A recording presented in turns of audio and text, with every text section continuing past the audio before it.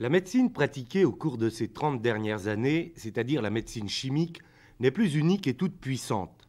Une enquête récente démontre en effet qu'un Français sur 3 se soigne déjà autrement, et notamment par l'homéopathie, l'acupuncture ou encore la phytothérapie, dont les armes principales sont les plantes.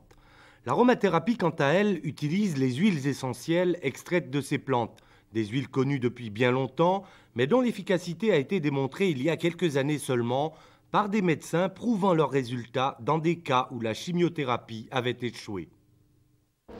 L'aromathérapie, en termes plus simples, ça veut dire donc traitement par les essences. C'est l'utilisation des essences dans les maladies, et en particulier dans les maladies infectieuses, où on peut considérer ces essences comme la puissance atomique de la phytothérapie. 250 médecins français se sont donné ces atouts supplémentaires issus de plantes qui ont des noms bien connus: cannelle, sarriette, thym, lavande, girofle, genêt ou encore l'eucalyptus dont l'extrait est antidiabétique. Bref, la recherche à ce niveau a permis d'établir tout un arsenal d'essences de plantes que les médecins peuvent prescrire.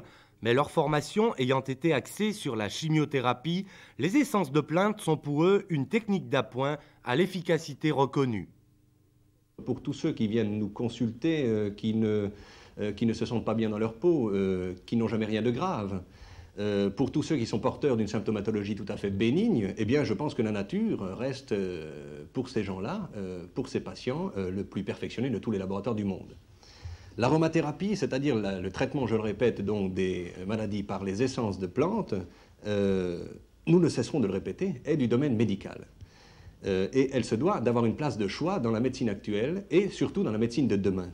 Prenons, si vous le voulez bien, un exemple rapide parmi tant d'autres, celui des cystites et celui des zonas. Qu'est-ce qu'une cystite? C'est une inflammation de la vessie. Qu'est-ce qu'un zona? C'est une éruption virale cutanée. Ces deux types de pathologies regroupent en France et touchent en France chaque année, les deux ensemble, environ 1 500 000 personnes.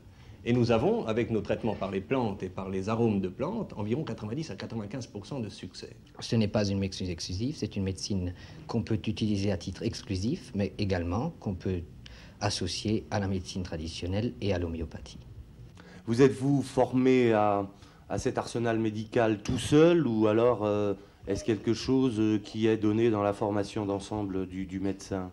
Ce n'est pas une formation qui est acquise à la faculté où déjà le temps ne permet pas d'acquérir toutes les formations et tout ce qui existe en thérapeutique. Et c'est une formation personnelle qui est issue de littérature, qui est issue de conversations avec d'autres confrères, qui la pratiquent d'une part certains de manière exclusive et d'autres, comme moi-même, de manière associée à la thérapeutique traditionnelle ou, pour d'autres, à l'homéopathie. N'allez surtout pas croire que tout un chacun peut utiliser comme bon lui semble les essences de plantes pour se soigner. L'aromathérapie est affaire de spécialistes. Il est donc nécessaire que les produits soient scientifiquement contrôlés de bout en bout, c'est-à-dire depuis leur extraction jusqu'à leur consommation.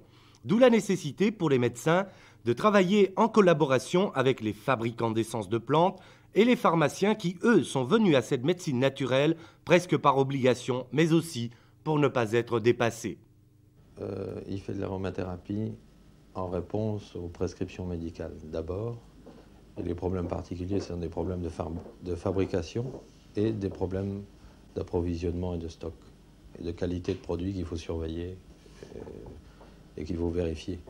Mais il n'y a pas de problème très important et c'est relativement facile d'en faire. Le problème principal qui se pose à lui est en fait un problème de technicité, de préparation des mélanges et de dosage. Il est évident que les essences sont des substances qui ont un goût quelquefois très rébarbatif et qu'il est donc très difficile de trouver un support assimilable ou une forme galénique assimilable et acceptable surtout. Malgré ce côté naturel, ce côté parallèle que vous dites, ça nécessite des contrôles très très précis. Parce que justement, grâce au progrès de la technique, on a pu falsifier de nombreuses essences et il faut absolument contrôler ces produits, d'où l'objet d'un appareil dans ce qu'on appelle un chromatographe en phase gazeuse, absolument utile pour détecter certaines falsifications. N'allez pas croire non plus que les médecins aromathérapeutes utilisent ces huiles essentielles de manière hasardeuse. La biologie leur permet en effet d'agir avec une précision extrême. La biologie permet par l'aromatogramme de préciser les conditions thérapeutiques, c'est-à-dire quelles seront les essences constituant les médicaments nécessaires au traitement du malade. Pour ceci, on a mis au point l'aromatogramme qui permet de tester in vitro, c'est-à-dire en dehors de l'organisme, la sensibilité des différentes bactéries aux essences de plantes qui constitueront ce médicament. L'aromatogramme consiste donc à tester des essences sur des germes prélevés sur un malade, comme on aurait pu le faire en utilisant des antibiotiques. Cet apport de la biologie fait qu'en définitive, l'aromathérapie n'a pas dit son dernier mot. Je crois que l'aromathérapie et la phytothérapie ne sont pas une panacée, qu'il faut les réserver à des cas bien précis où finalement l'expérience du praticien est nécessaire.